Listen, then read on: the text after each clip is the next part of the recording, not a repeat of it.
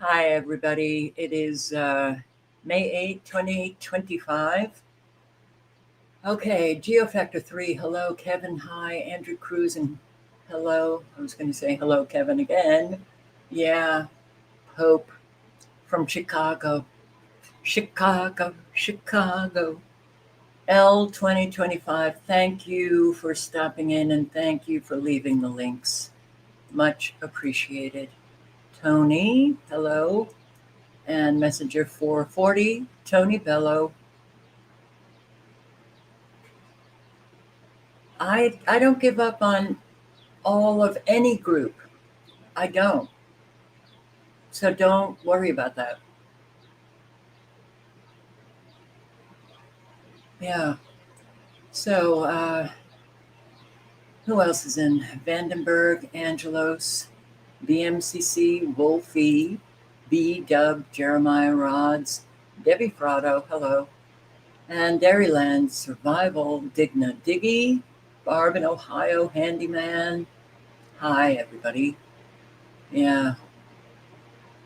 Yeah. Angelos and Carolina Dream, Lorraine Doobie, and Jay Northrop, and Joe, Isla, Isla. Hi, Shauna. Hi, Seeking and Shall Find. So, here for the ride only. I don't like leaving anybody out, so how about also at a time? And we are. Yes, we are out of time. It's horrible. Horrible, I say. Radar. Oh boy. Oh boy. Look at this hit. Whoa.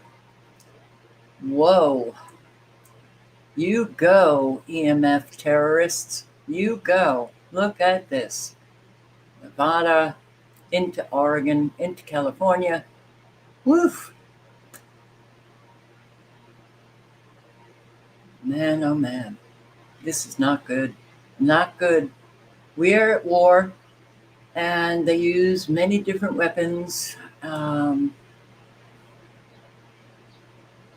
different colors are different frequencies. So what are they doing? This is not for weather modification.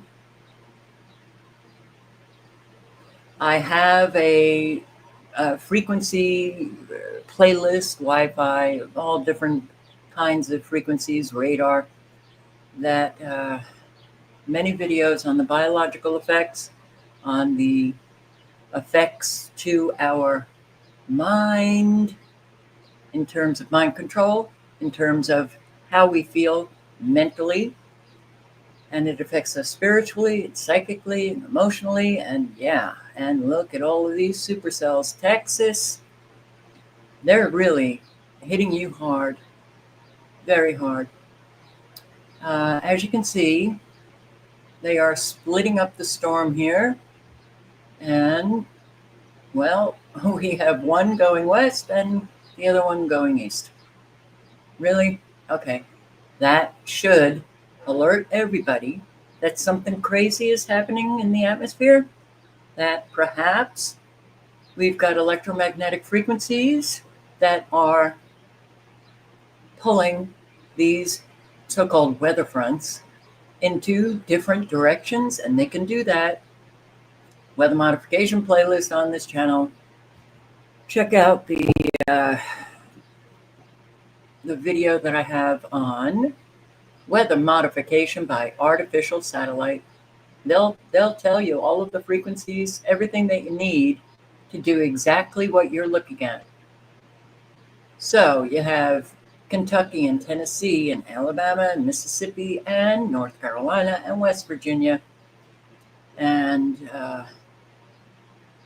you have storms up here, supercell in Pennsylvania, South Carolina, Georgia, Florida, and good old Texas, Louisiana into Mississippi. No, I'm sorry, Mississippi into Alabama. This is wild. Weather modification and disruption of personnel. Well, that's what the military documents say about these extremely low frequencies, these electromagnetic frequencies, to disrupt personnel.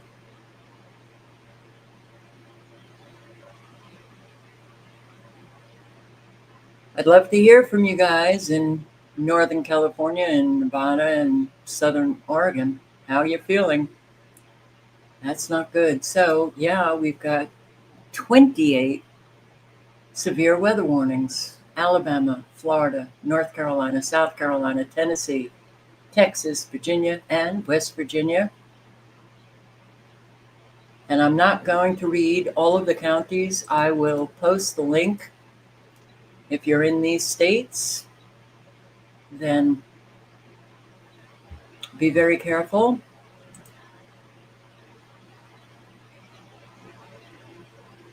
And pay attention to the weather, even when you have a special marine warning in Port Lavaca. But yeah, here are all of the counties in these states. Remember always, severe thunderstorms. Wyoming County in West Virginia and Raleigh.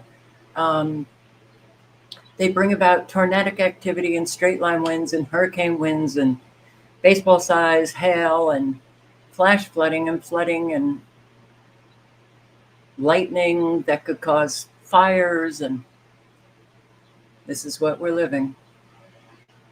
Okay. So I will post the link.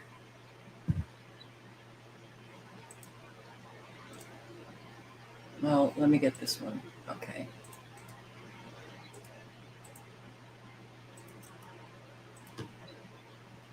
Along with radar,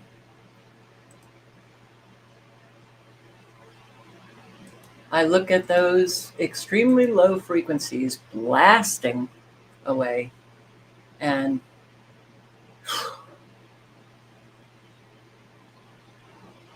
it hurts. It hurts to see this because it's not just the two-legged, it affects all life. All life. And what do we have here? What the hell? Montana into North Dakota? Are we to assume that this is a weather front? The hell? The nanobots are becoming very obvious, as you can see. We didn't have these very thin lines of precipitation. This is not how Mother Nature works. So what else could it be? No, it's not climate change affecting our precipitation shapes. It is weather being controlled by man, bringing about an awful lot of destruction. Okay, so do be careful. And I didn't put the radar link in. Here you go. So,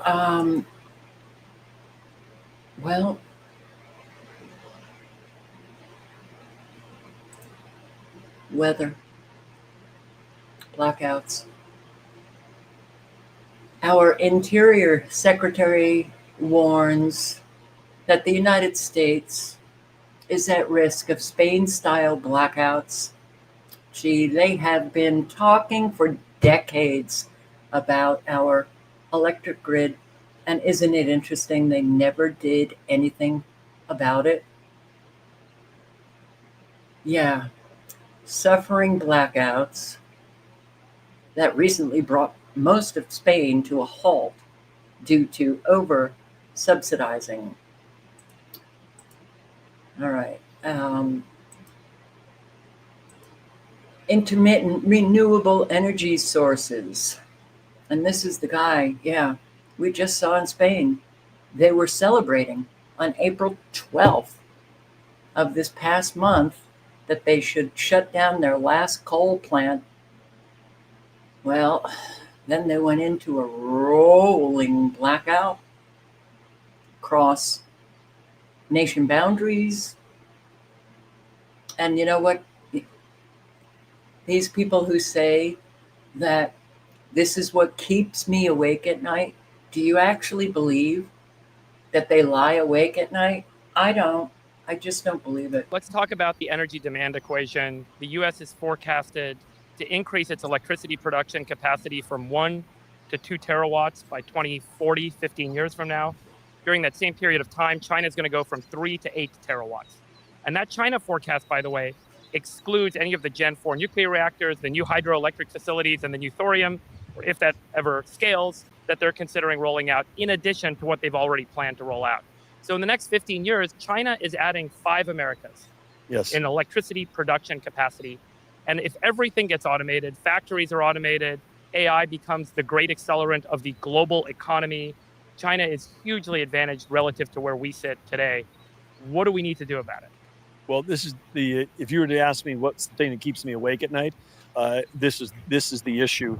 And it's so thrilling and refreshing that you understand the scale, the magnitude, and the importance of this, the AI arms race, which is really driven by access to electricity. And China last year brought on 94.5 gigawatts of coal-powered electricity. 1 gigawatt is Denver, so they brought on 94 Denvers just last year. That's more than all we have today for all of California and all of New York is less than 94. So they added a New York and a California worth of electricity last year just from coal. They're still getting 60% of their base load from coal. And people may stop listening when they hear the word coal, but coal, from an electricity standpoint, thermal coal is fantastic base load. It has, all the characteristics to allow you to maintain amperage and voltage to keep a system going. And I think we just saw in Spain, they were celebrating on April 12th of this past month that they'd shut down their last coal plant. And then a week after that, they were celebrating the fact that they had their first day of 100% renewables on their system. And then the next week, they were a global news story because people were trapped in subways, all airline flights canceled, hospitals were panicking with a lack of power because they had a rolling blackout and grid failure because it just defies physics. You can't run an electrical grid with just intermittent power. You cannot run with something that is based in intermittent. Well, if that's actually the cause, right? Okay, so I do want to preface or emphasize that Republicans and Democrats talking decades about we have problems with our electric grid, we need to update, Republicans and Democrats. They just never got around to it, I guess. Look at this. Katie Hopkins. Yeah, when you were little and drawing pictures of the clouds, did you ever draw a fucking grid? I don't really care if you have worked in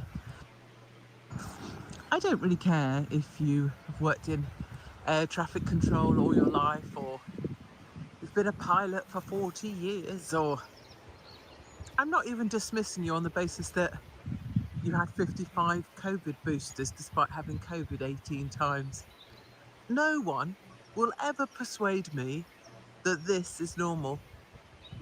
No one will ever persuade me that as a little girl growing up, this is what the sky used to look like. Like when I remember, at school or whatever, you drew pictures, didn't you? Fluffy clouds. Fluffy clouds. When did your clouds, when you were little, drawing pictures of the sky with the sun and your family, when did you ever draw a grid in the sky?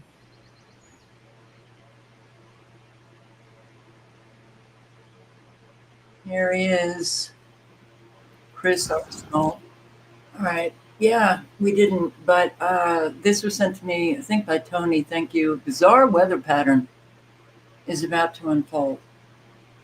I don't know if you get these in your homepage, these videos, the YouTube meteorologists. Just read the titles. I mean, they're really quite telling.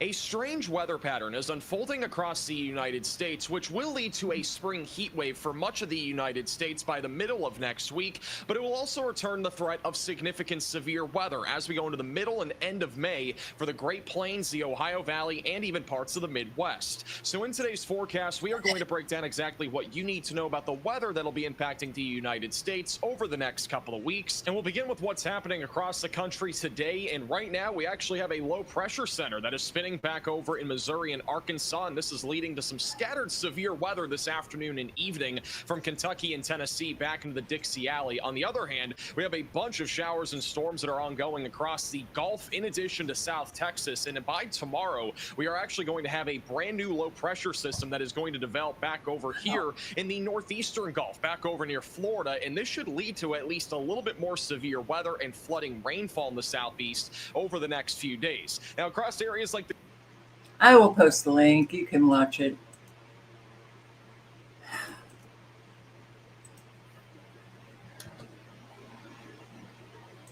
Okay, so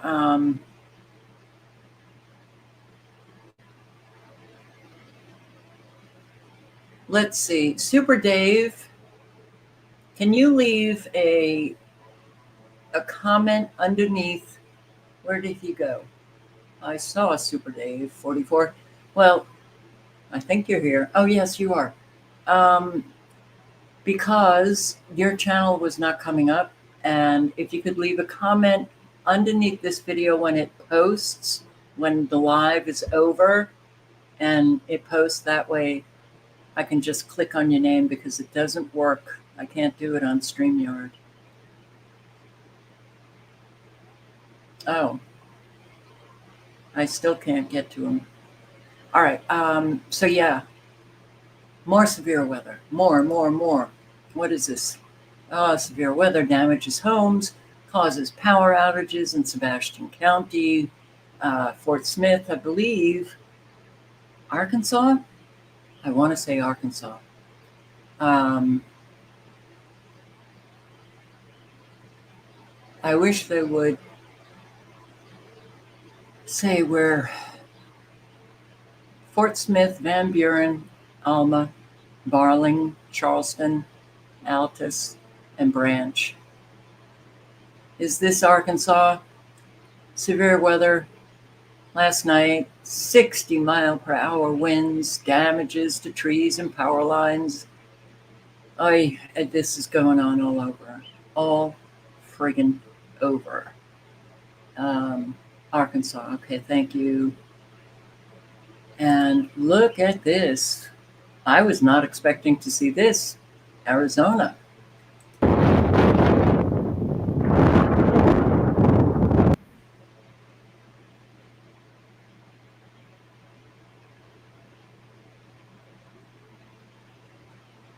I thought 5G was going to bring us internet, I guess. Quite wrong. Look at this. In Arizona, Bullhead City, Fort Mojave. May 7th, 2025.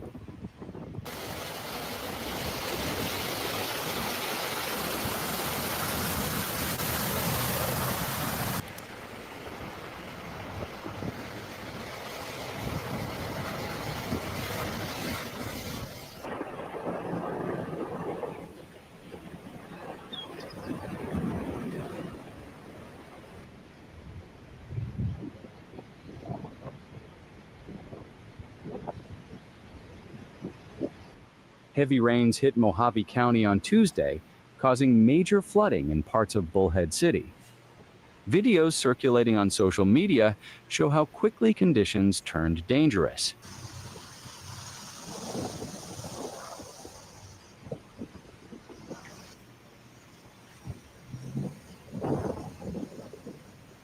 Until 7:15 p.m., the National Weather Service reports 1.5 to 2 inches of rain have fallen, with more expected.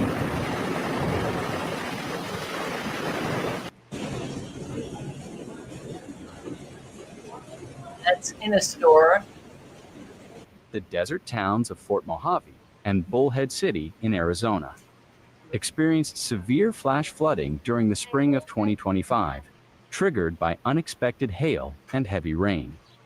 With the area's infrastructure overwhelmed, the sudden natural events submerged vehicles, cut off roads, and caught locals by surprise, creating a widespread crisis across the region.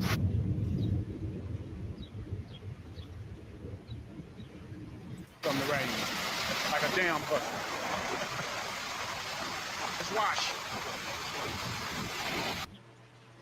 With heavy rain and flooding. Please remember that overall, please be safe and alert if you must travel at this time. Bullhead City officials are working to restore normal roadways as quickly as possible, and we appreciate your understanding at this time. Bullhead City officials wrote on social media, Wow, it's crazy. if you see any flooded areas or flood-related issues that need to be addressed, please Turn around and don't drown, okay? Don't we know the score? So homes got flooded and cars got flooded and streets got flooded.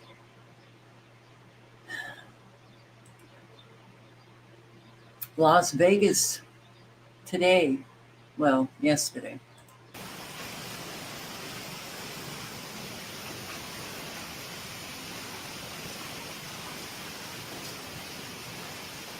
Tuesday night storm created flash flooding havoc throughout the tri-state.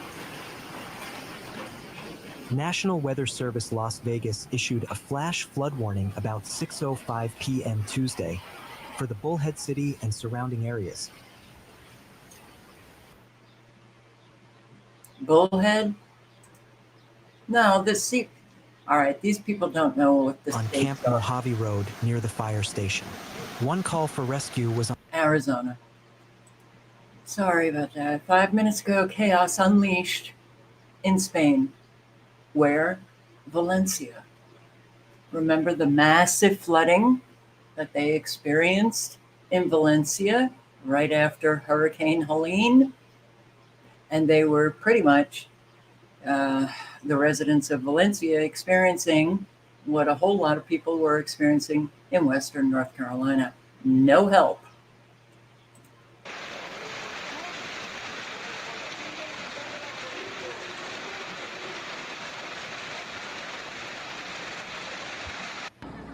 Look at this.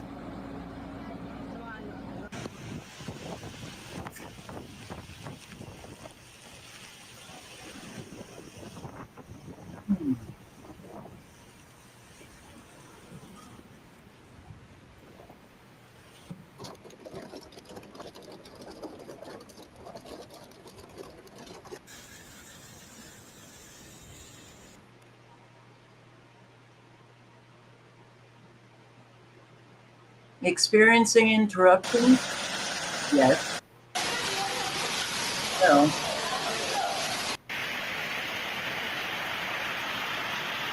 Sa flipar. It's a lot of hail.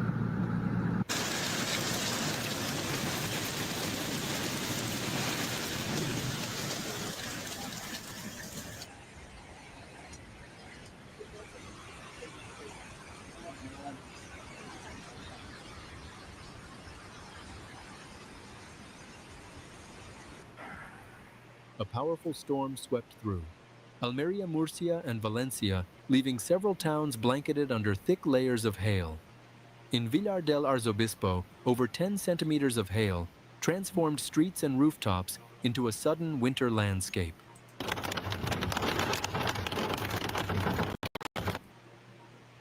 With hail and thunderstorms striking the Valle del Almanzora and Los Vélez. Precipitation reached up to 15 liters per square meter, accompanied by significant lightning activity and large hailstones.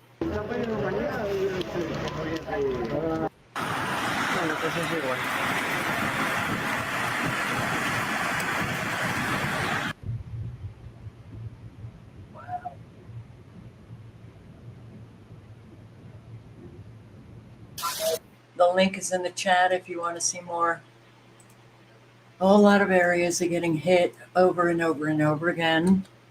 And we We do have a forecast out, which we'll get to in a moment. Big hail in Spain, Barcelona. Look at this. Look at the size of this hail. A hailstorm in Barcelona, Spain.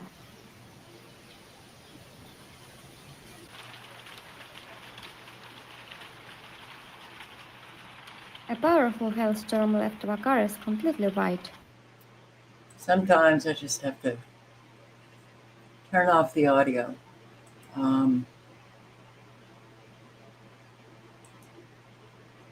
When you see hail that big, well, actually even the pebble size, because it can leave a lot of dents in your car, which I learned the hard way, but the hail that you saw in this size, you know that windows of cars were smashed in, roofs were damaged.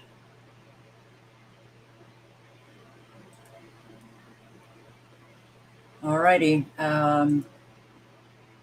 The fires in Israel, in Jerusalem, are apparently, they have reignited.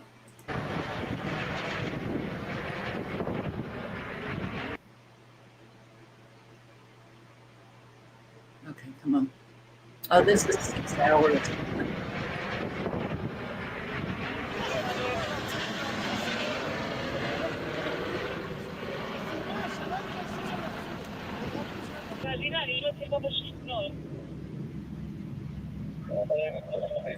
I thought this was news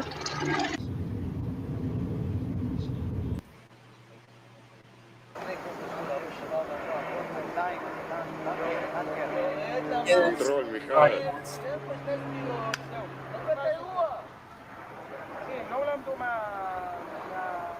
What great hell is happening? All right, I will post the link if you want to check this out. It's just a live 6-hour broadcast, and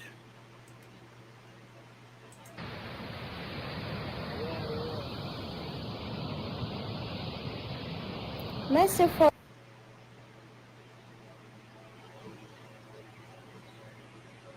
forest fires have broken out in Israel, forcing the evacuation of several communities and blocking the country's main roads.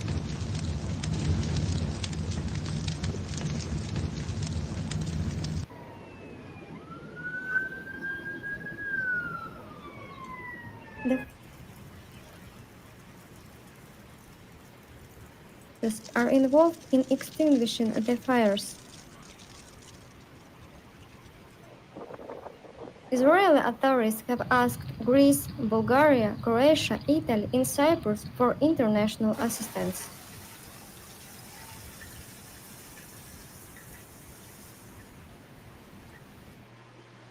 Jeff Snyder 2 has posted videos on these fires, and I will link to his channel.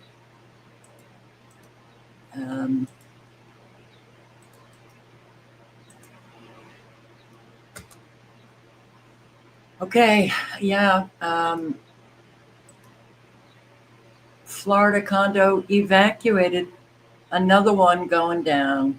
Cracks.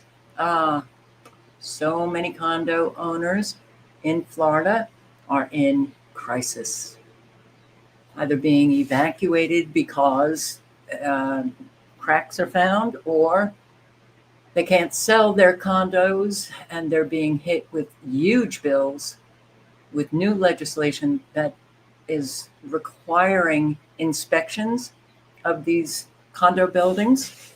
And the inspection shows, well, got a whole lot of mess that we have to fix, and it's very, very expensive. And the building owner passes it along to the condo owners. And some of those bills are 6 figures. Trying to sell their condos? Good luck. You know. An alert for residents to evacuate a Clearwater. An alert for residents to evacuate a Clearwater, Florida condo building Tuesday night raised fears of another possible collapse similar to the one in Surfside nearly 4 years ago, which killed 98 people. CBS's Manuel Bajorquez reports the cracks found in the building were more than a foot long and growing. Photos released by Clearwater Beach Fire and Rescue seem to show the large crack over a foot long of a pillar in the garage of the South Beach condo building. Wow. I didn't know it was like that. Scott May was one of 60 residents evacuated from the 12-story building. He left with only the clothes on his back. I had no idea it was that bad. So I am glad that they did catch it quick enough to get people out of there. But yeah, I thought it was smaller. I had no idea the cracks were that bad. The cracks were reported by a construction crew. It was getting bigger. At this time, they feel it's getting stabilized, but they still need to support the structure and secure it so it doesn't collapse or break down anymore. An email sent to residents says Cairns Engineering will inspect the building for re-entry. Last year, that same firm partially inspected the building and said, "We have not observed conditions that would compromise the safety of the building." Wow. In 2021, a condo building in the town of Surfside partially collapsed and killed 98 people. Since then, the state passed a law requiring more frequent inspections of buildings and for condo associations to have cash on hand for repairs, including Crestview Towers in North Miami Beach. Natalia DeBiase manages several units there. It was a huge mess, and now it's reopening. But yeah, it was been 3 years closed down, and all those people all of a sudden had to make a move and just go somewhere. If you're living in a condo in Florida, be prepared to be evacuated very quickly because it's happening to a lot of people. A heat alert issued for Southern California as temperatures could soar to triple digits. They're bracing for a scorching weekend.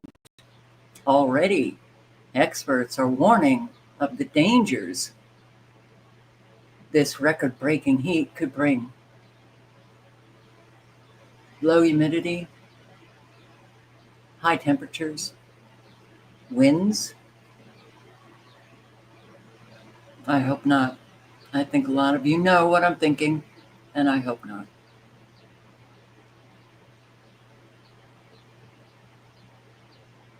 I do hope not. Not seeing fire, that word fire, anywhere. A heat burst. I have videos on my weather modification playlist, and one of them in the title is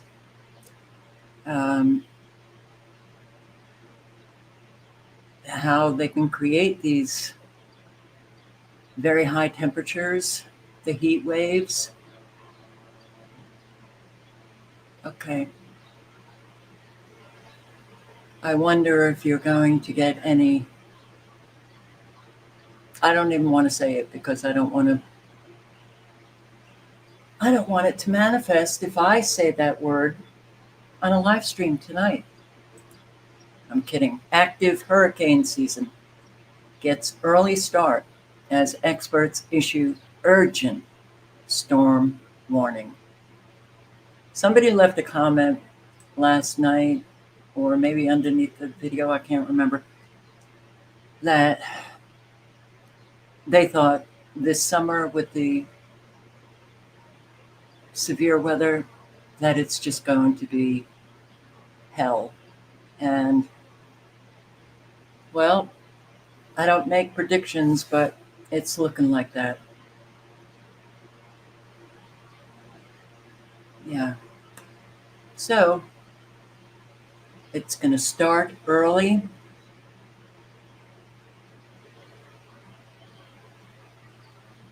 Even just looking at this, you can tell that it's manufactured cloud. Well, who do you say they should be careful?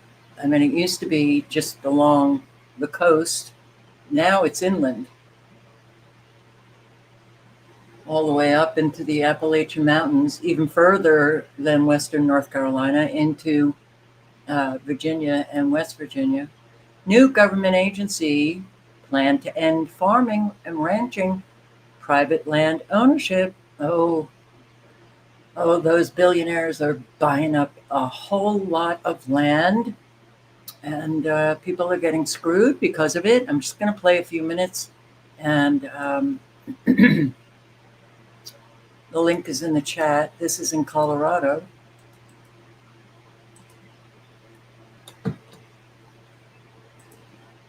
Yeah, things have changed. There's something happening in Colorado which is not so good. The corridor of people that don't understand the rural lifestyle, that live in all the cities in Colorado, are controlling that state. This would be the end of farming and ranching and private land ownership in Colorado, because what they propose is that they want to set up a committee that cannot have any farmers and ranchers on the committee to decide what happens to our public lands and private lands in the name of conservation. This is an activist environmental proposal to take over that entire state, because if they get control of that, they can literally dictate the use of any land, public or private, in the name of conservation. Hey there, friends. Welcome back to Ezman Thickathon Yanasa TV. So what the heck is going on in Colorado? What's going on in Colorado is people there just don't want to eat food. They have a thing against farmers and property owners, and it has been going on for years.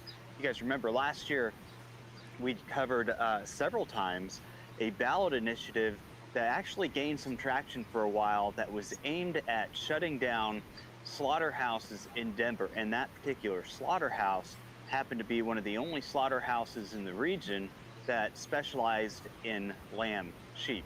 And it would have had an impact on a huge number of farms within the region of that Front Range of Colorado. And if it had gone through, you know, number one, they would have had to ship their sheep almost all the way out to California to get them processed in the numbers that they need them to. It would have been devastating to. All right, this is hard for me because this is not what I like. The slaughterhouse and everything. And the link is there were in the all chat. sorts of information booklets and packets on, you know, what could happen to you if, you know, after the fact, what would farmers do? And it was all about, you know, repurposing the land, crazy stuff. But Colorado's. Okay, so yeah, this is a very different lifestyle than I'm used to. And just the whole slaughterhouse thing, it's really how we two-leggeds treat the four-leggeds is not very kind. And that is the understatement of the year. Empty shelves, for lease signs, job layoffs, point to recession by summer. Okay. We've been in recession for quite a while. So when I see this, I'm like, all right, how do we come to terms with the fact that nobody can be on the same page anymore in our country? I don't know, but it's true. And yeah, this is true.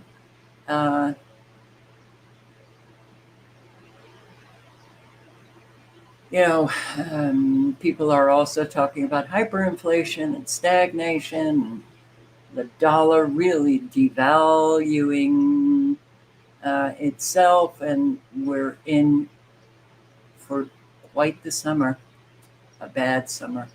Okay. Recession warning from Warren Buffett, JP Morgan Chase. Oh, thank you, oh wise men. Give me a flippin' break. Yeah.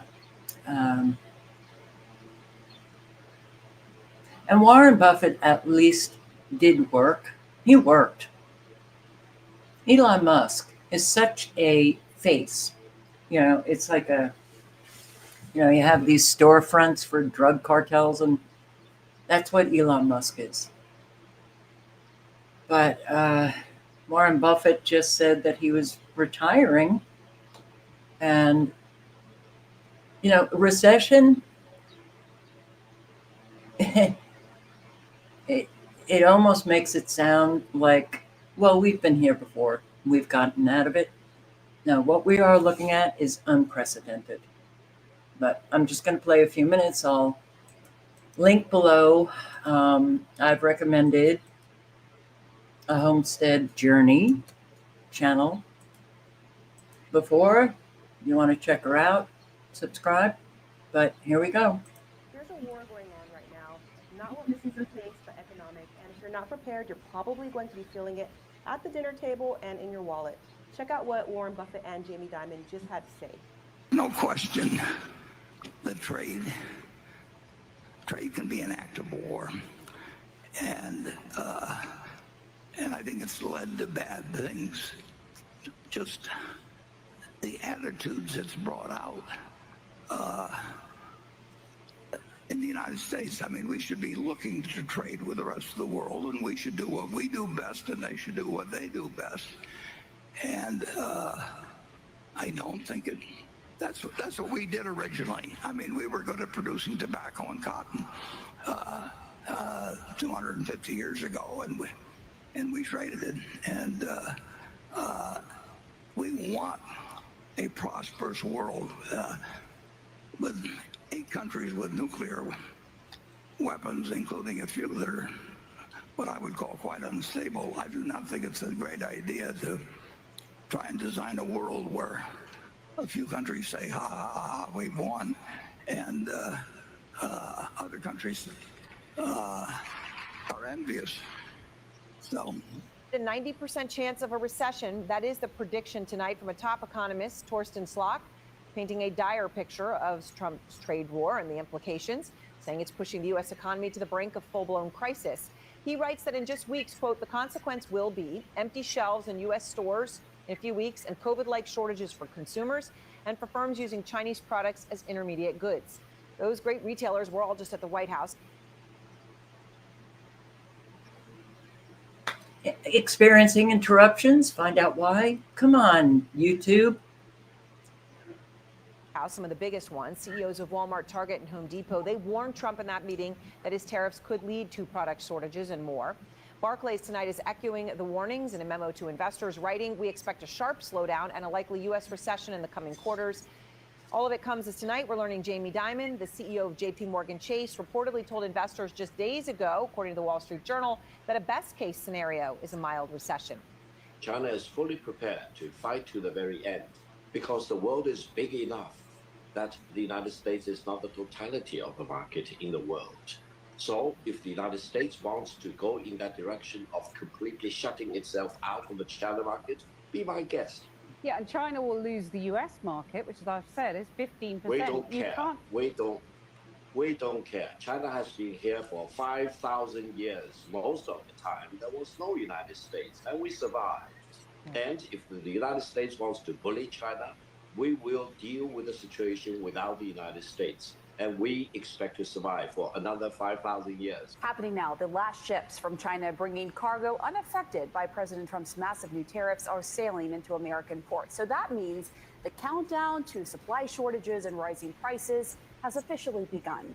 Goods that were loaded after April 9th are going to be hit with a 145% tariff. Huge tariff. Let's go to New York right now. CNN business and politics correspondent Vanessa Yurkevich is watching all of this unfold. Vanessa, how soon will we see the prices on Chinese-made products jump here in the United States? Wolf, it could be weeks. And as Pamela said, you have ships that are sailing across the ocean into New York ports that next week will be carrying that higher tariff of 145%. But I should note, there will be fewer ships and less cargo because it is simply too expensive for some importers to do business with China right now. So you heard it yourself. Warren Buffett said that America should be trading with the world and that we should be doing what we do best, and also that other countries should be doing what they do best. And how about stop bullying all of these countries? That would be a big change, a needed change. How about layoffs? Match group.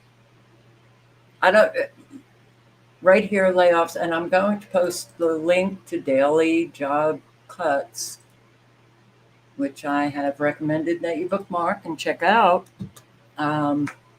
It is not an exclusive list, but it really shows you we're in trouble. Match Group, 325 employees by New York Presbyterian. I think that's the hospital. 1,000. U.S. Railroad Amtrak, senior managers, 450.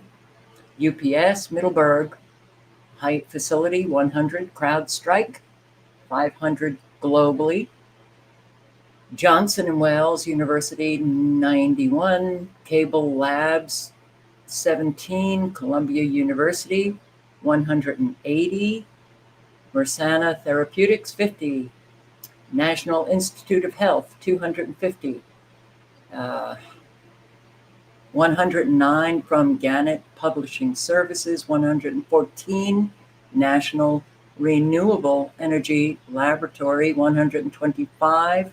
Volvo Cars in Charleston plant, South Carolina, 78. NFI Industries, we got 1,500. Accounting giant PwC, Socorro Independent School District, Texas, 44. 115. Memorial Care, Long Beach. You know, a whole lot of people believe that they would be fine in their secure jobs in government and medical. Neither has turned out to be true. And all of these apparent companies that are hiring, we've got a lot of these ghost jobs, fake jobs, and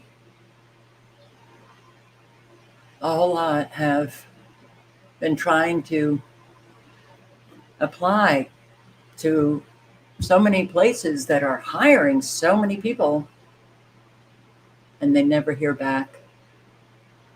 250 to 300 Spirit Aerosystems, 200 First Student St. Louis facility, 100 plus Arvinus in Connecticut, 118 from another school district in Oregon, 490 from CNS Wholesale in Florida. Oh, Moet, Hennessy, 1,200. These are very, very big numbers. Very big numbers. Coal, Coronado, Coal, 140. Penske Logistics, 337. 121, Baylor College of Medicine. 621, Highlands Community Charter. Electronic Arts, 300 plus. All right, I've skipped many, and holy shit. Tampa Sports Service, 580.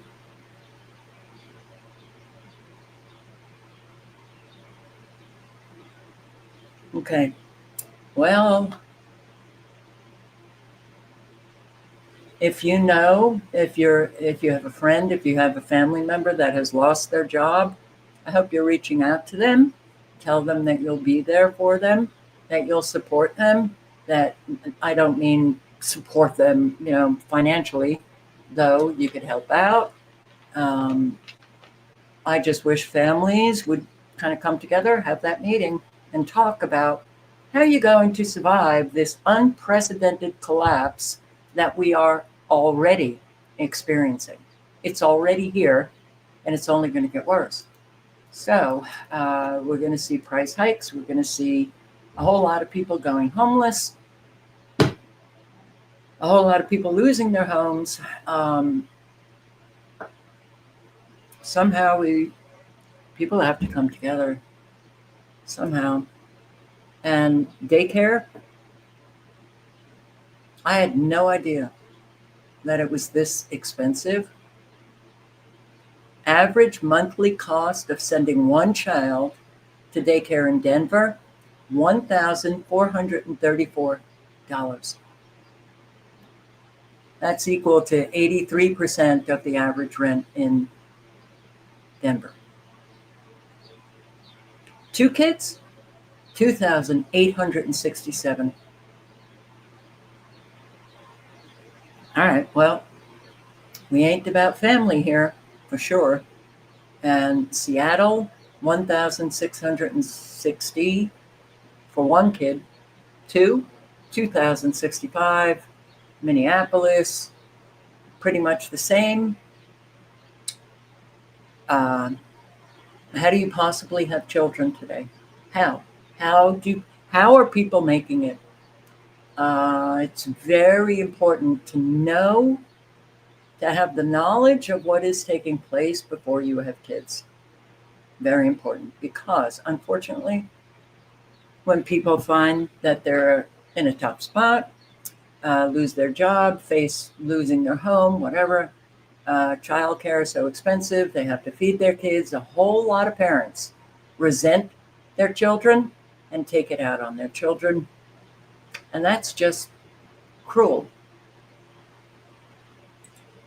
And billionaires are gutting the IRS. So this is a More Perfect Union, which I have recommended that you check out and subscribe, because they do pretty good in-depth investigations. But here, Elon Musk just made it way easier for his billionaire friends to dodge their taxes. And ordinary workers like you and me are going to be left holding the bag. If you're going to play by the rules, you are shouldering the burden of our tax system. DOGE is currently gutting the IRS and plans to ultimately lose 40% of its workforce. And unless you have tens of millions of dollars, this is not as exciting as you think. That's because the IRS agents that are losing their jobs in droves are actually the ones trained to go after rich tax dodgers in particular. Because no one's been looking, they've been cheating more. It's a huge conflict of interest when you're saying these agencies are attacking me and then you're going in and taking a chainsaw to them, right?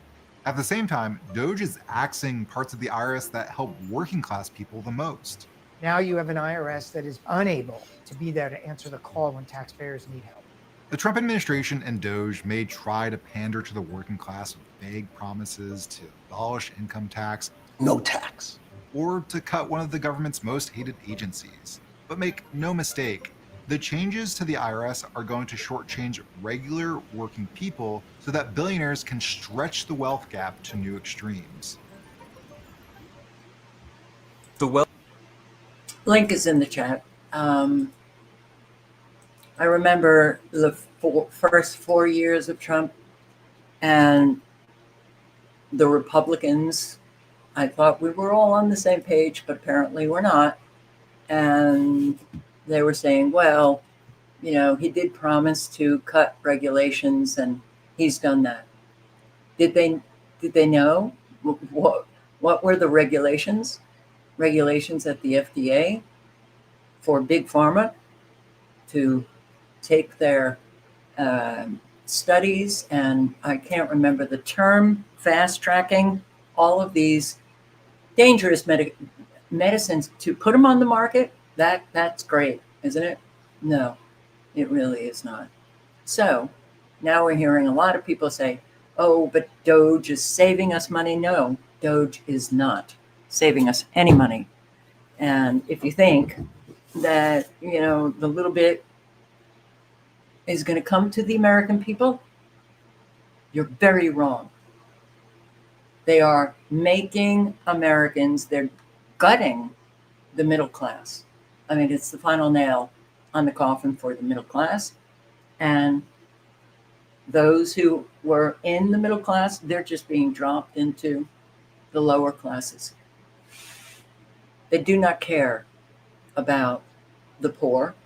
They only care about the very rich. Really, Americans, you can just still believe that these people actually care about you and me? Really? And apparently, there's now a real push to sell alcohol. Okay. Why economists should like booze?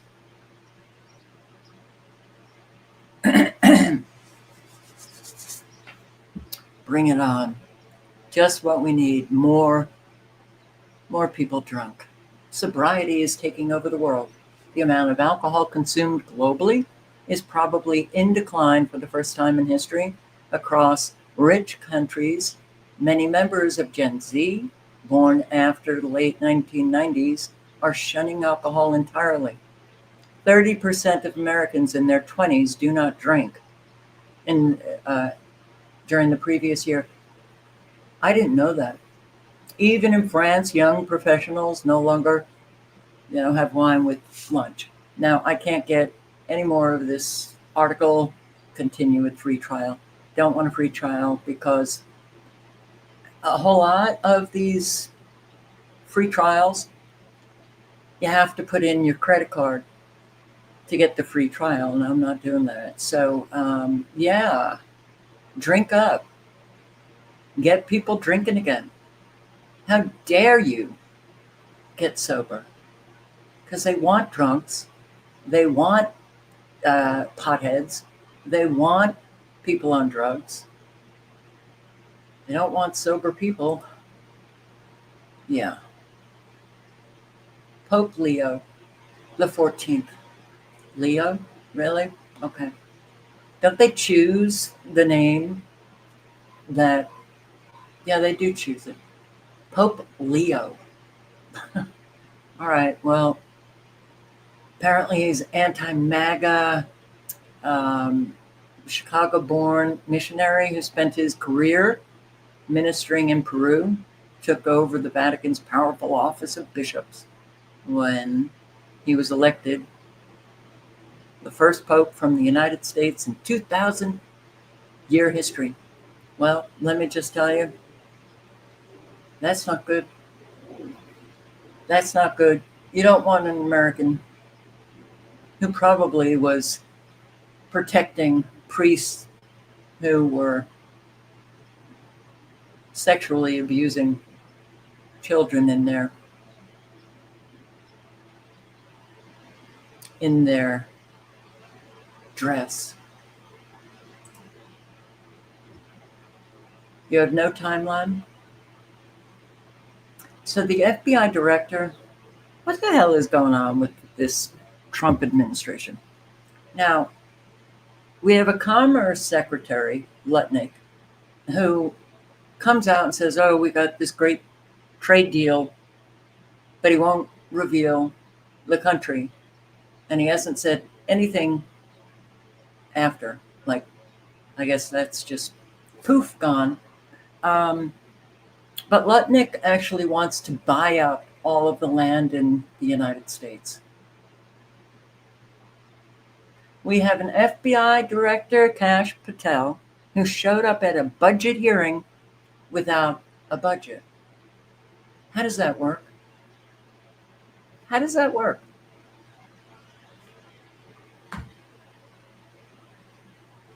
For fiscal year 2026, budget request that FBI gives Congress, they have this hearing, and despite the law requiring it,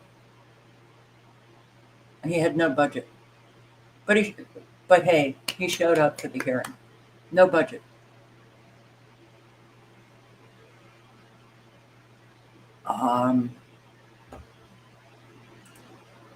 Yeah, and Bill Gates, wow. Bill Gates goes nuclear. Oof, on Elon Musk, the world's richest man killing the world's poorest children. And this smile, good shot of Bill Gates for that headline. Yeah. How many kids have you killed?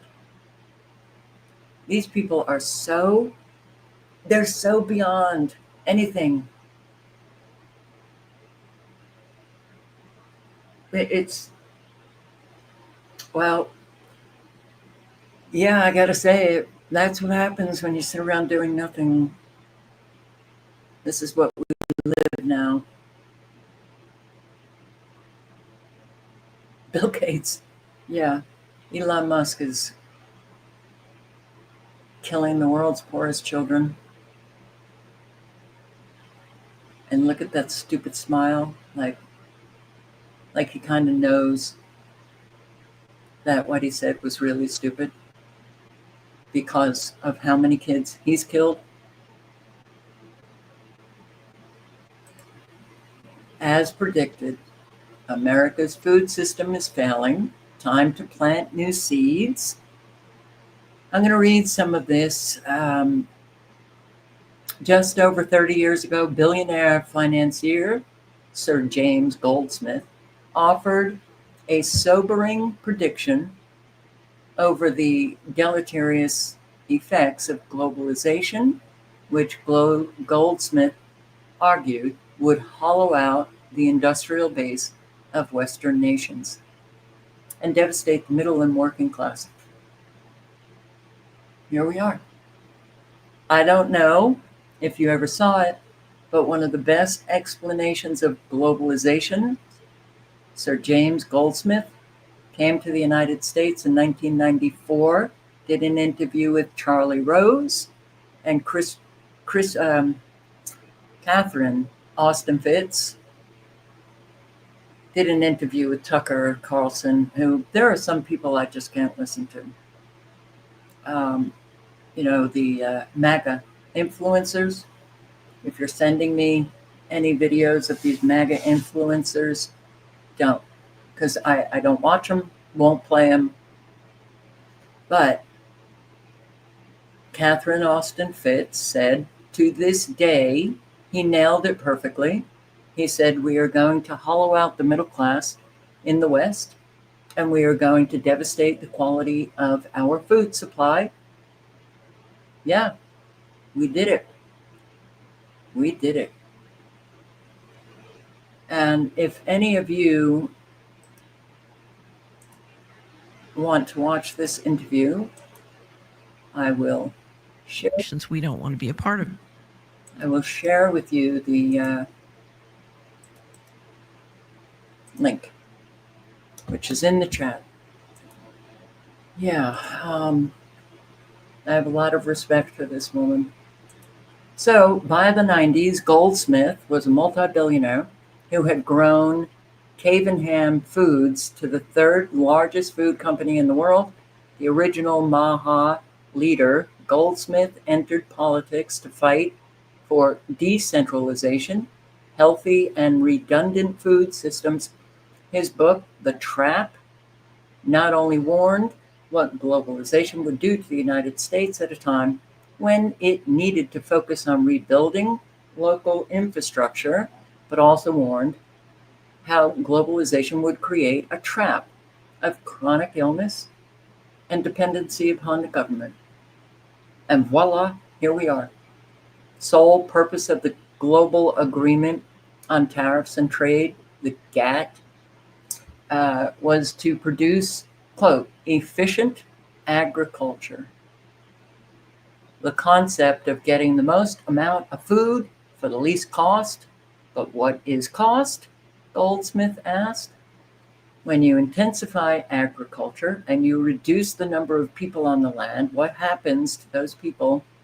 On top of that, you're breaking up families, you're uprooting them and throwing them into the slums. The social costs of the people, the financial costs of the infrastructure has to be added to the cost of food. I also believe that you cannot enrich a country by impoverishing its people. And that's exactly what Trump is doing. That's exactly what Biden did. It's exactly what Trump did. It's exactly what Obama did, and the Bushes and the Clintons. I do not believe that the health of an economy is measured by the profitability of its corporations. I believe profits are important, but even more important is the health of the population. And unfortunately, it doesn't look like a whole lot is going to be done with our food. What do you mean? RFK, he got rid of those dyes. He got rid of a couple of dyes. But really, do you know how unbelievably toxic our food is? Has he ever mentioned anything about genetically modified foods? Who knows? But how about glyphosate? How about all of the pesticides and herbicides that make our foods toxic?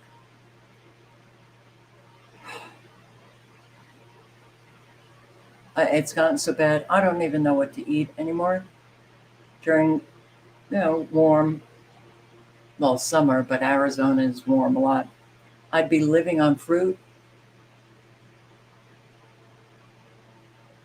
and not anymore. Everything is just, even when it says organic, check it out, may not be. Even if it's organic, still they're spraying. Well, they spray a lot in supermarkets.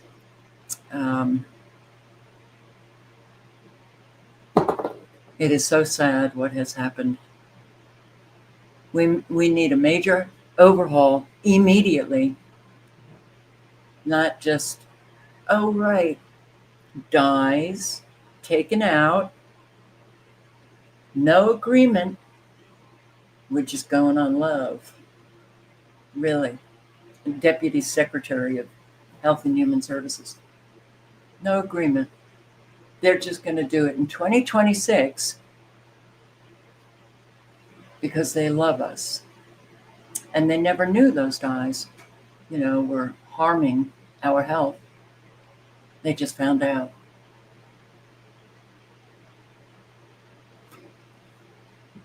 Okay. All right.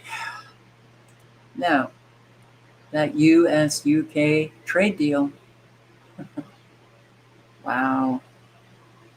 Starmer sold Britain out with the new US trade deal. We've been scammed. Puffed up Keir Starmer bragged about securing a great trade deal with Donald Trump. But it was the second time he sold Britain out in a week. Oh, all right. So he wasn't even there. He was at a football game and all this kind of stuff. But Lutnick producing a chart that shows that the U.S., this was in the UK, I believe it was, yeah. So Lutnick produced a chart that shows that the United States has tripled its tariffs on Britain, while the UK has more than halved its tariffs on the US. That's a great deal, isn't it, Brits? Instead of a rate of 3.4%, now it's 10% on Brits. Imports to the UK were halved, more than halved, from 5.1% to 1.8%. Now, what do we get from Britain? What do we get from Britain?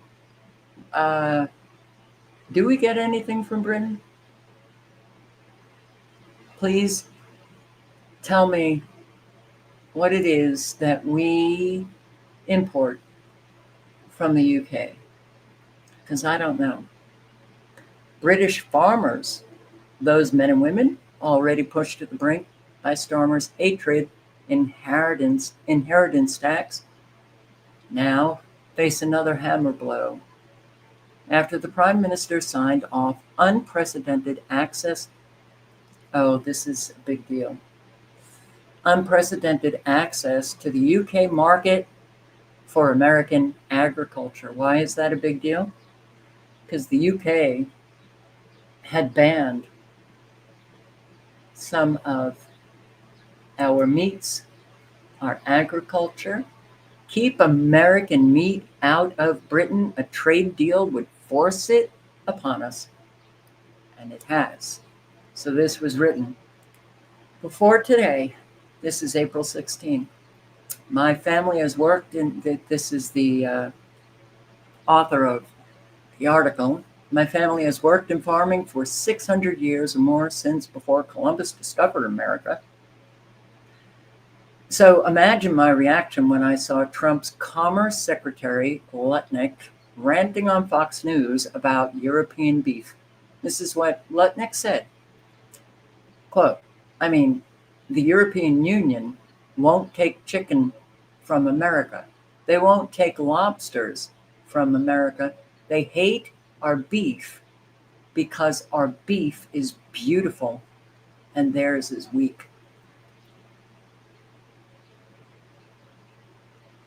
I'm sorry, man. We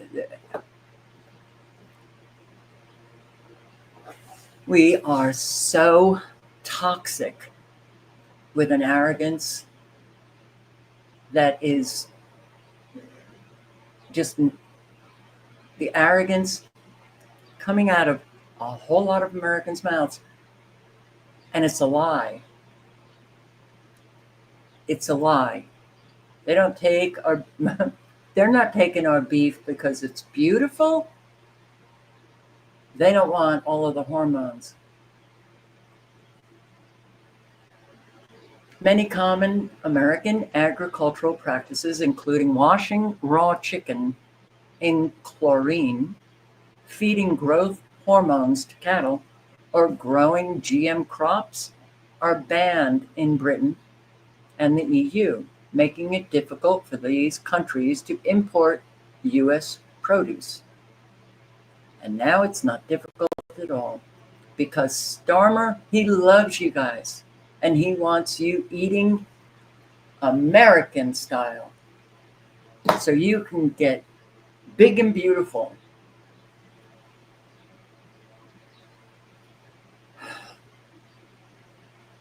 Any trade deal would require the UK to accept America's chlorinated chicken and beef produced with hormones. That deal has been done. If we allow American food into Britain that has been produced with banned pesticides or in unhygienic factory farms or from pigs in farrowing crates, then we have to let British farmers use those same methods to compete on price, or else we lose our farms because of the unfair competition. An unfavorable deal could see British farming becoming a race to the bottom to compete on price with the American Midwest. Doesn't it sound like they're talking about China? And they're not. A lot of countries have banned our food because our food is just beautiful. So, yeah, I'm going to play a few minutes. He's talking about the deal, and I just love hearing other people express how they feel. I want to show you a few things. I want to break some stuff down for you, with you. Again, I am not here to change anybody's mind about a damn thing. I just want to bring you guys up to speed about what's happening. And it's kind of interesting. It really, really is. Especially today was an outlier in many ways. Again, we apparently got this deal. It's the most greatest deal in history between the United States and the UK. It's a nothing burger, and the market barely coughed at it, even after President Trump said, buy stocks now. Okay, the market did finish higher. I mean, look at this. We couldn't even get We couldn't even get a 1% gain out of the Dow. We couldn't even get a 1% gain out of the S&P 500. Okay, the Nasdaq just over 1%. Look at these numbers here. History was made today. Okay, history was made. The market doesn't smell it, even though President Trump said, literally, buy stocks now. He said it today. As a matter of fact, this move in the market was less than when, what's his name? Freaking Licknut, whatever his name is. When Licknut a week and a half ago said, I have a deal, done. He was floated out just to boost up the stock market. There was no deal. We never found out about a deal. We weren't told where the deal was, what nation it was with, nothing, zero. And I'll tell you something else. Apparently, President Trump reached a truce with the Houthis. Even that wasn't enough to boost the stock market. I mean, there's something else going on here, man. I'm going to show you a chart. We're going to talk about a few things. The 10-year yield, a lot of debt selling today. Again, this movement, this is clearly illiquidity, ex-lava. Clearly illiquidity in this market. When you got this kind of movement, look at this. Look at the 10-year yield from today. Wham, this is 11 basis points, up and down and up, and doesn't know where it wants to go. This is stability. You understand? The debt market is supposed to be rock solid. It's supposed to be rock solid. With this yo-yo movement up and down every other day, 10, 15, 20 basis points is insanity.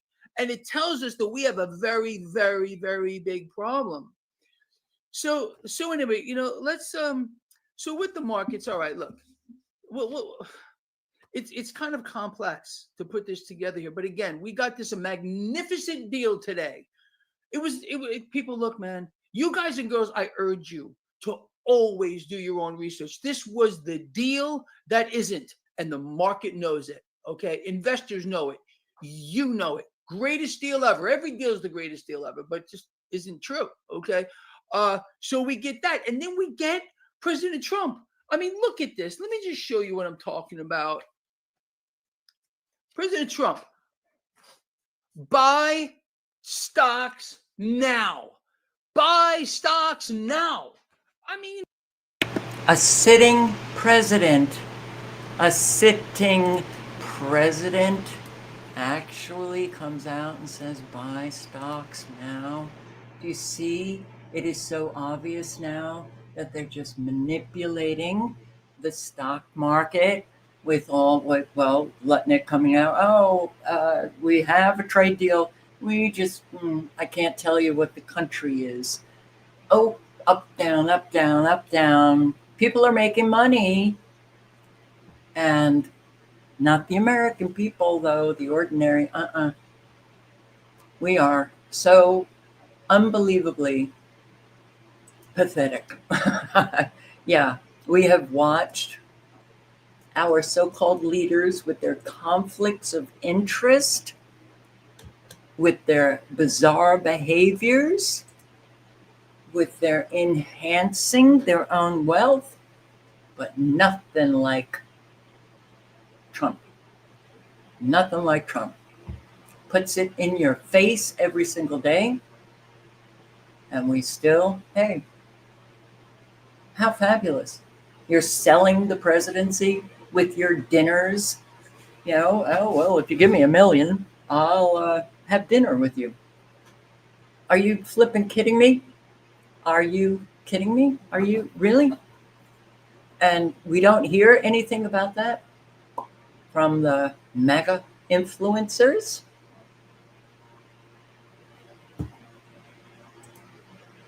Trump administration invokes state secrets privilege in Abrego Garcia's case.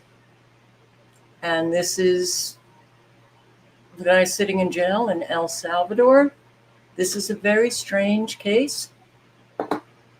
When he was picked up and suddenly, it exploded on the scene.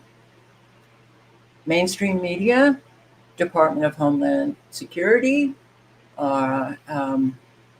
ICE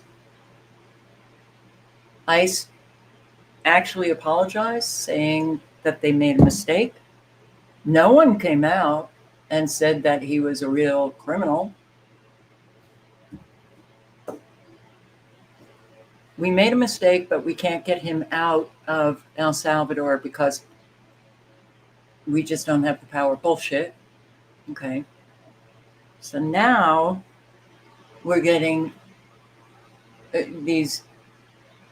We don't. How do you know if it's true? How do you know if they're not making things up?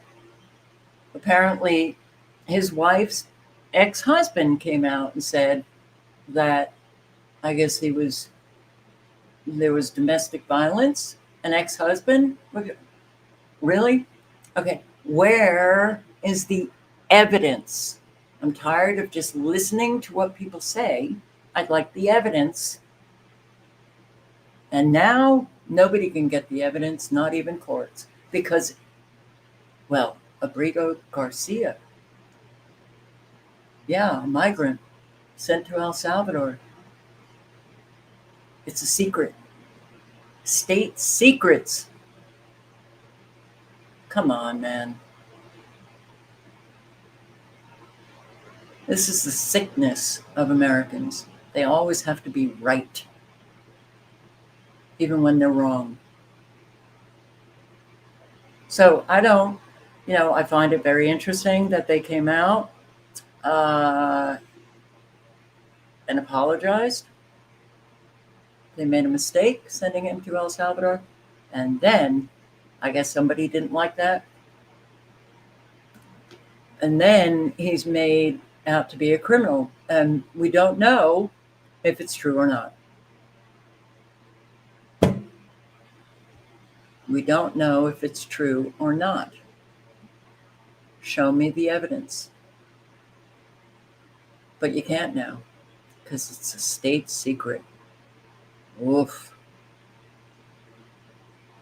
Never saw an administration poll the state secret privilege for the migrant who was deported. All right. Trump switcheroo just wiped out DOGE savings. Yeah. Just a few minutes. Let's listen. Nothing good is happening for the ordinary Americans. I'm sorry to say. Nobody voted for this. Nobody voted for him to do a war with Iran. Nobody voted for him to give more money to Israel. Nobody voted for him to do a war with the Houthis. Nobody voted for any of this stuff. Nobody voted for him to curtail our freedom of speech at the behest of a protected class of Jewish people called Zionists, the most powerful people in the country. God, they're a protected class. I'm not going to bury the lead.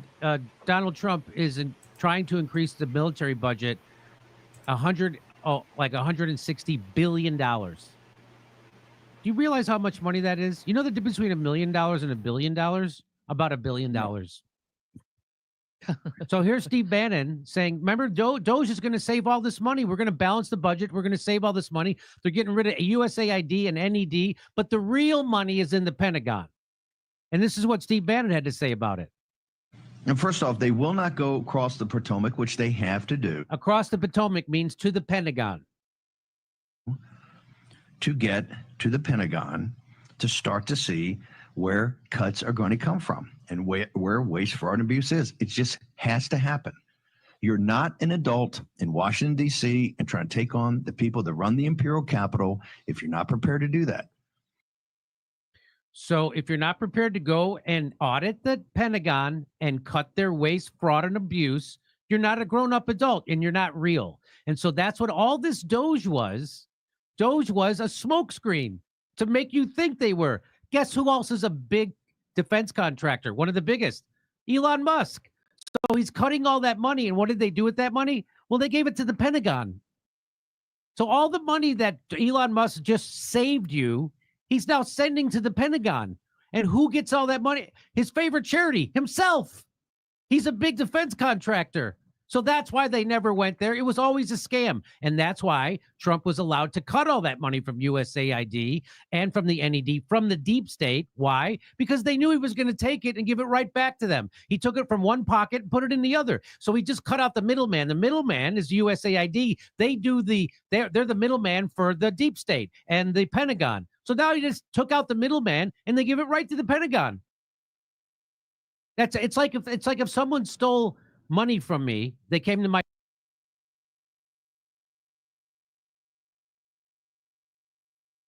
house and they stole all my money, and the cops caught the guys and they got the money, but they didn't give the money back to me. They used the money to hire more cops. Like, what? That's not what you're supposed to do with that money. So that's what they're doing with that money. They're using that money to go do more shit that nobody voted for. Yeah, by the way, Elon's not the guy in charge. Those three guys standing behind Trump, I bet they're in charge. Those guys, go ahead and sign it, Trump. Look, yeah, all right. And you couldn't make this more obvious. I'm sorry, yeah.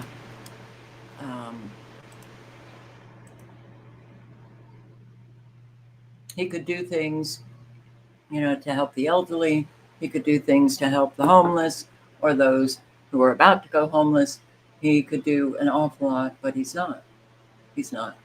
All right. So, and the other scamming part of Elon Musk and his team is going into federal agencies and taking all of that data and putting it on a cloud. Mr. AI, Trump comes in, one of his first announcements was, the 500 billion investment in AI data centers. Elon Musk is AI and a military. God, I just, how do you go on? How do you go on? I mean, what do you say about this country and the people in it? I mean, it's a joke. It is a flippin' joke. It's a dangerous joke. And unfortunately, for a lot of people, it's a fatal joke. But it's a joke. There's no substance here. There's no principles, that are actually being lived and manifested. Man. Talk about a slaughterhouse. All right, the link is in the chat. It was a good video. It's only 10 and a half minutes. Yeah. The American people are going to get a $5,000 check.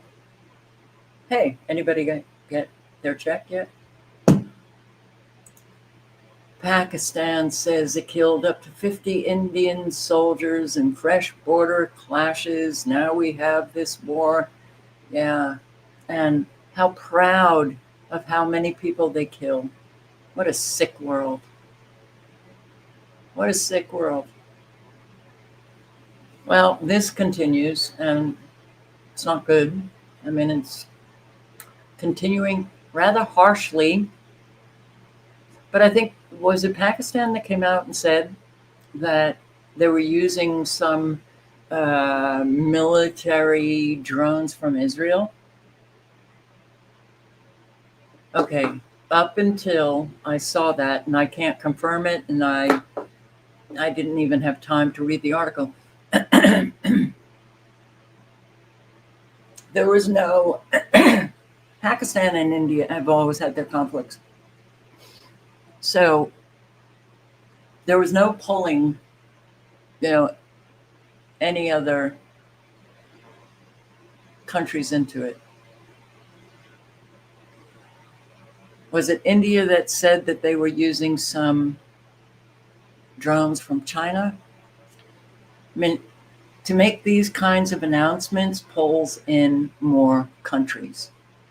So this is a conflict that kills people, that needs to be watched. Jet-setting jihadi Jelani.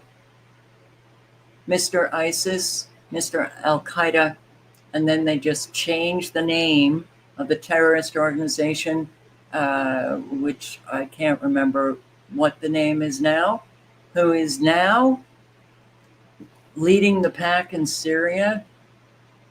We love to put our most disgusting terrorists in charge. But he's visiting France, right? So Jelani was a terrorist. He was on our terrorist list. Oh, until he actually succeeded in toppling Assad's government. And then the US went, good job, moderate rebel. Good job. We'll take you off the terrorist list. Isn't it pretty easy to see that we are the most brutal, cruel terrorist organization in the world? USA, USA, USA.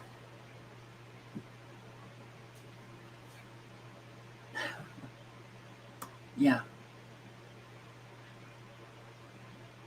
He cleaned himself up. He took off his rebel uniform. He shortened his beard. And then he's very westernized in the suit. Now he's accepted. By the way, he's killing Christians, the Alawites, and another group. Oh, wait, that other group is being protected by Israel. So there's a lot of people that we need to get rid of.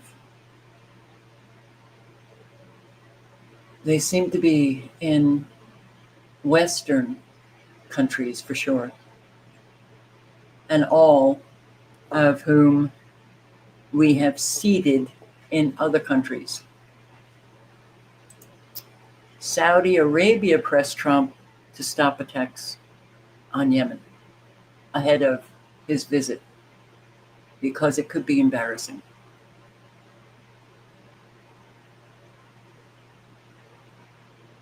Okay, it could be embarrassing. I bet this is what happened. And when he is out of Saudi Arabia, he may start bombing Yemen again.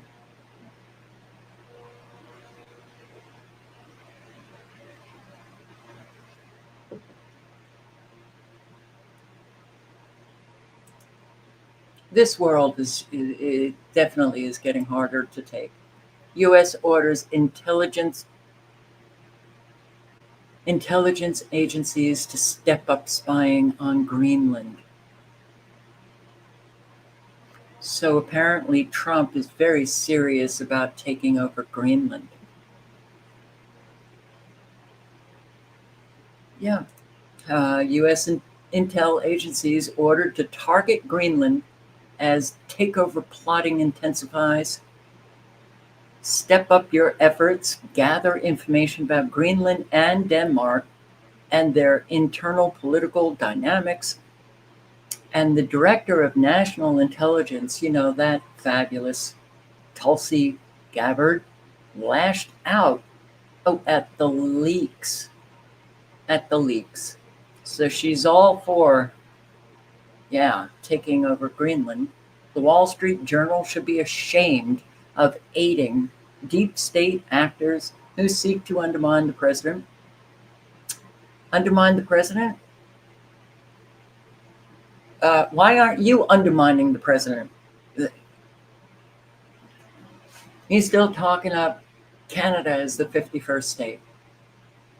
He still wants, and yep, military force is still on the table for Greenland.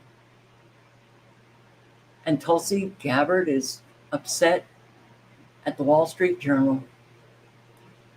This is how sick we are. They are breaking the law and undermining our nation's security and democracy. Perhaps you are undermining our security and democracy. Perhaps you are with the force that you, now Tulsi Gabbard in presidential administration, and Trump, your bullying tactics, you're bombing countries, you're wanting to take over, countries that are rather neutral in most respects. I think you're undermining our security. Opting against similar fire-breathing National Security Council spokesman James Hewitt was restrained. The president has been very clear that the U.S. is concerned about the security of Greenland and the Arctic. Oh, so he wants to take over Greenland to secure Greenland, to make sure that Greenlanders are secure. Oh, wow. Is this really the very, very big announcement ahead of Trump's Middle East trip? Okay, did you hear this? Trump's administration reportedly plans to announce that the United States will officially call the Persian Gulf the Arabian Gulf or Gulf of Arabia.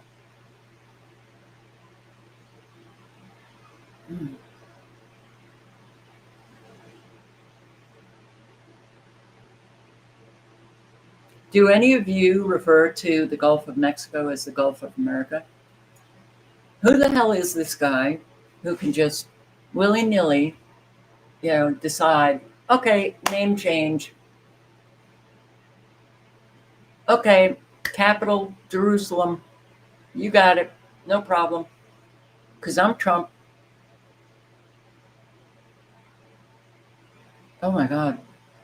So he's going to the Middle East May 13 to 16.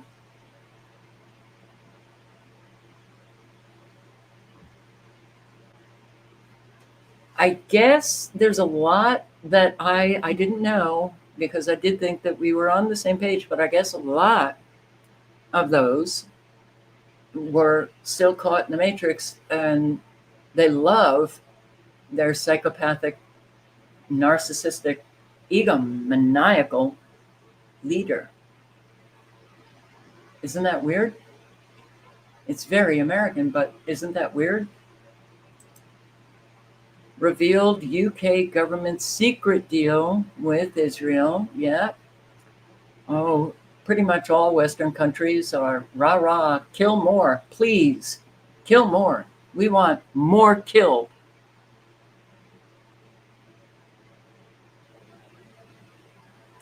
Keir Starmer's government is lying to you. They have claimed that the government is not exporting F-35 parts directly to Israel. Where we are directly selling F-35 parts to Israel, where we were selling parts directly, that is now suspended.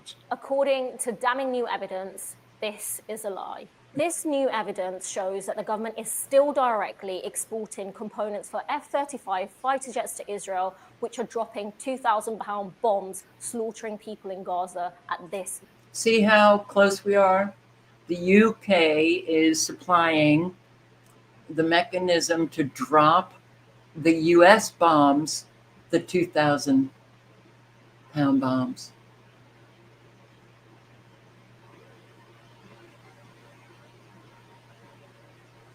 I will, maybe I'll be saying this every single night. I'm amazed. I am absolutely kind of horrified, but amazed that we don't have more people speaking out about what is going on here. We did have a lot of protests.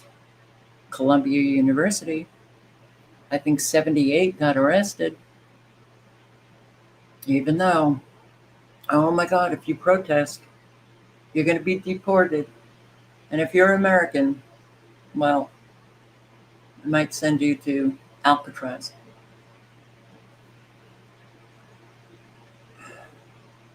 The link is in the chat if anybody wants to know. Of course, if people are lying Well, they mean that they lie because they know that it's what they're doing is wrong. Oh, and the real ID, of course, is not about keeping you safe. So if somebody in your life thinks this real ID is about keeping you safe, the link is in the chat. And it's a good 5-minute video where they're telling, no,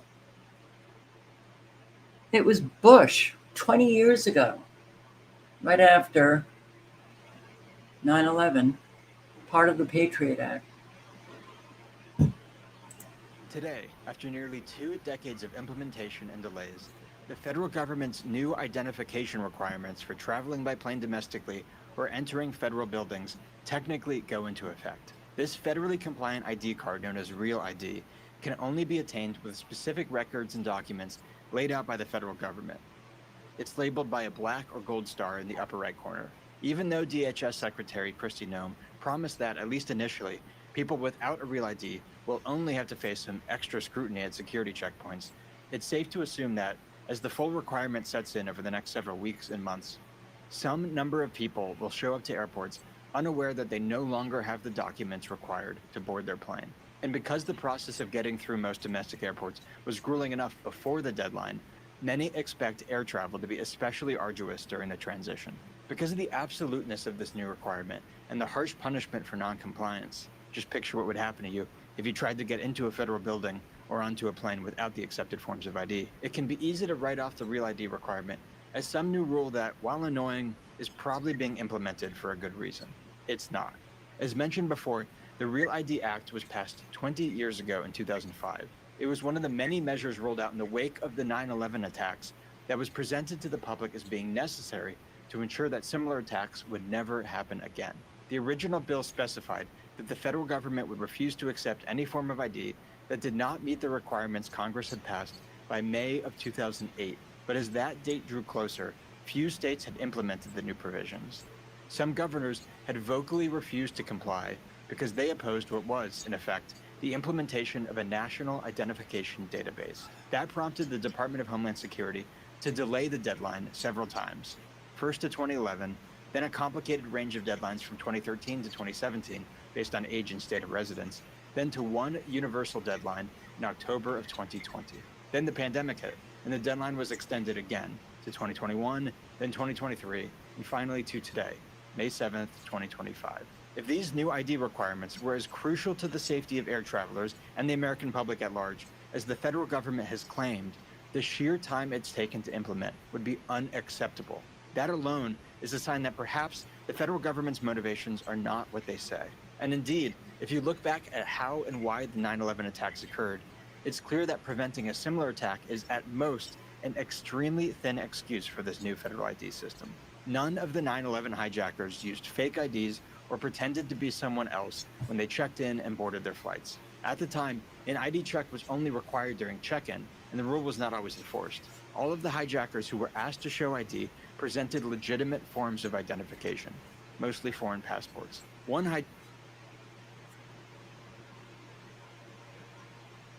All right, I'm going to, I don't know why this is happening. It's been happening for a long time, these interruptions from good old YouTube, but the link is in the chat. I think we all know that our government really doesn't do much to protect us,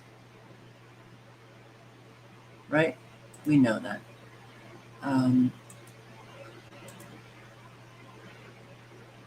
And I do want to put the link in. This was a good interview with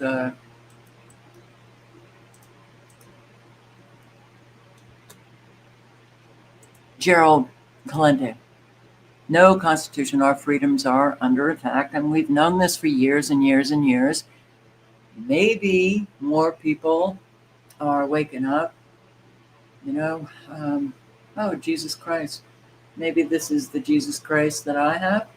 Maybe there's a lot of Jesuses out there. But, yeah. I'm just going to play a few minutes. An Israeli government minister has vowed that, quote, God Hello, everybody. This is Gerald Salenti. Okay. Well, that interruption just put it right back to the beginning and not where I wanted to play it. So the link is in the chat. I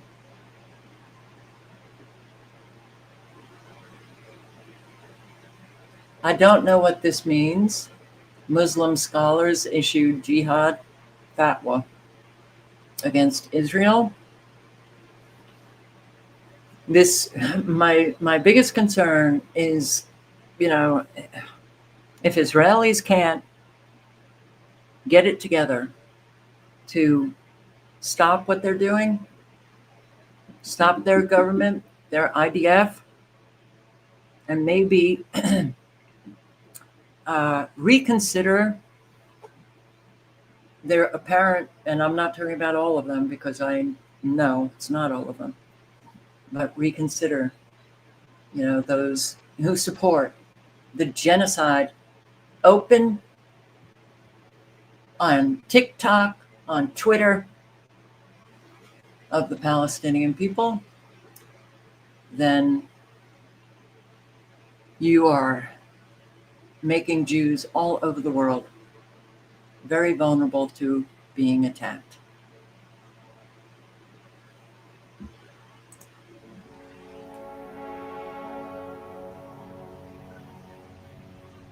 Muslim scholars have issued a fatwa calling for jihad against Israel for its war on Gaza.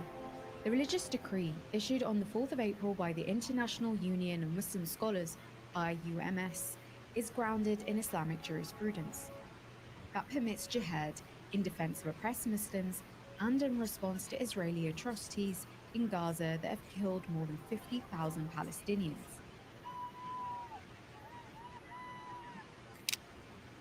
Ali al-Qaradaqi, the Secretary General of the IUMS, emphasized the obligation of Muslim countries to intervene immediately, militarily, economically, and politically to stop this genocide and comprehensive destruction in accordance with their mandates. So what exactly did the decree entail, and how supportive is the rest of the Islamic world? All right, you can click on the link and find out. But I think a lot of people understand that this is not going to end well for Israel. People are just getting so fed up. Well, that's an understatement.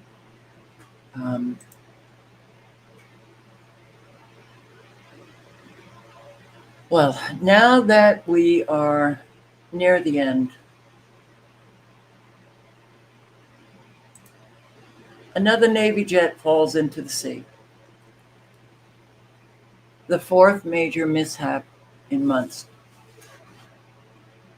Why can't we keep these Navy jets, on the ship? Why are they falling into the sea? Into the Red Sea. We sure do have a lot of mishaps.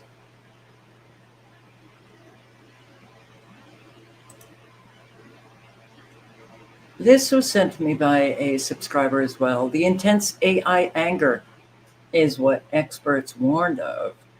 And I'm just going to play a few minutes, but the link is in the chat, and you might want to check it out. You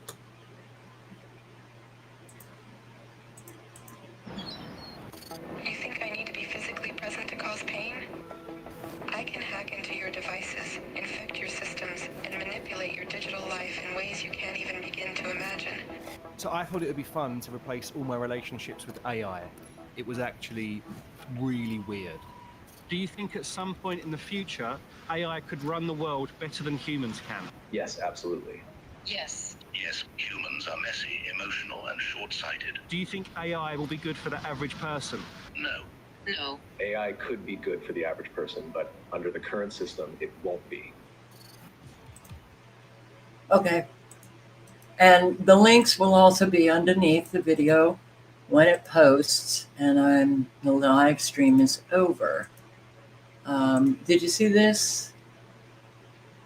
I don't even know what to say.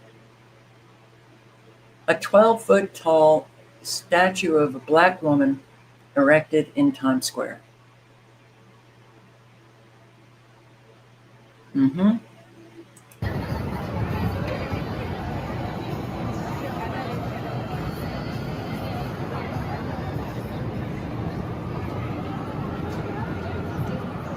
I saw it yesterday.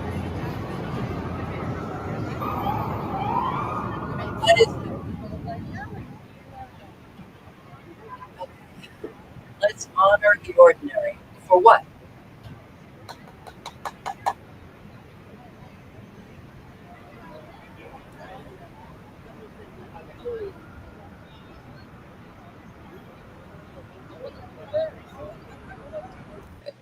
Well, actually, let me thank you for sending this to me, my subscriber who sent it, because I honestly, I don't have any.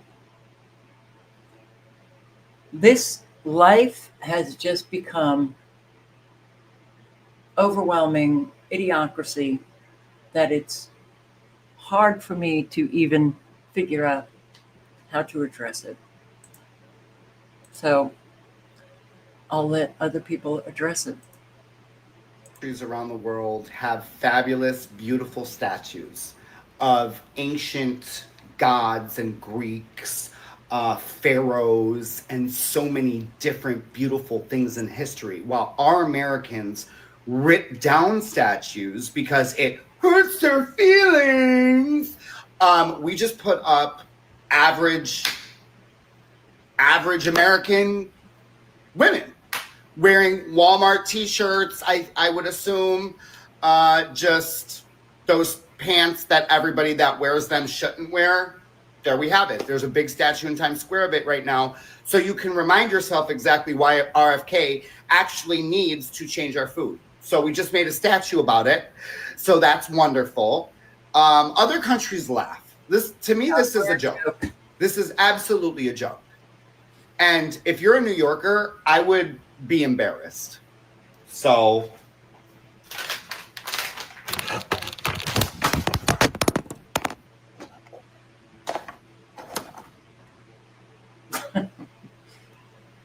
I'm a New Yorker. I'm embarrassed. What the? All right, man. We have our leaders acting like they're still in junior high school.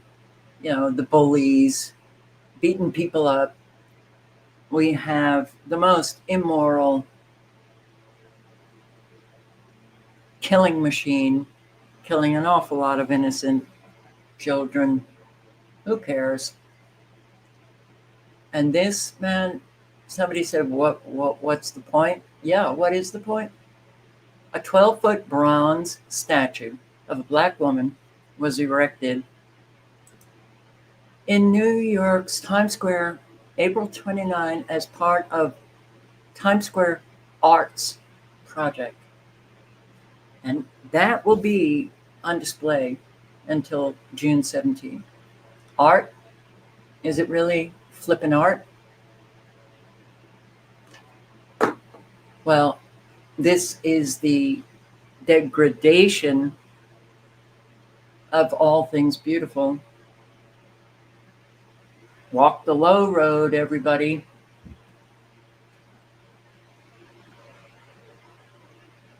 I'll post the link. You can read about it. I just, man, there's so much shit in our country that it's like we're just stinky at this point.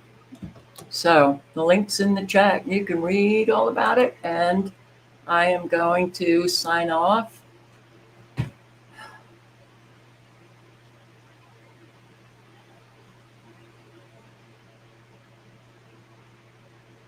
How do you make the world a better place?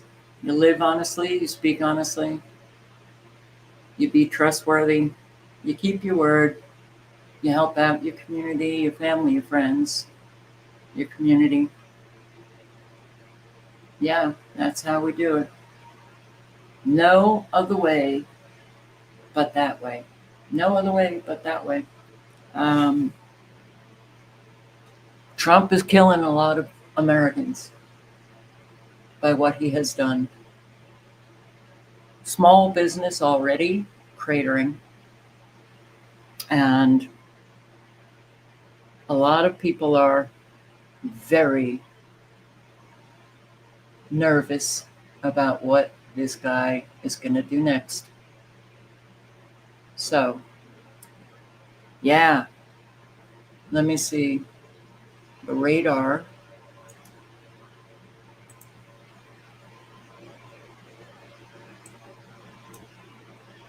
All righty. Well, these storms seem to be moving along quite rapidly. And, oh, Texas. Even this afternoon, I saw these large supercell down close to Brownsville. Let's see. We have 11 active severe weather warnings for Georgia, North Carolina, Tennessee, Texas, and Virginia. So, again, the links in the chat. If you're in these states, check out the counties. Because, you know what? Some counties where you are, you don't even know this thing is coming over. And that is true. And sometimes they just come over so rapidly that people, oh, what do we hear? Well, it was beautiful, and then it wasn't. All right, so the links are in the chat, and thank you for showing up. I do hope to see you tomorrow. Thank you for your support. Desperately needed. It is. It really is. All right, guys. Stay safe. Good night and good luck. Ciao.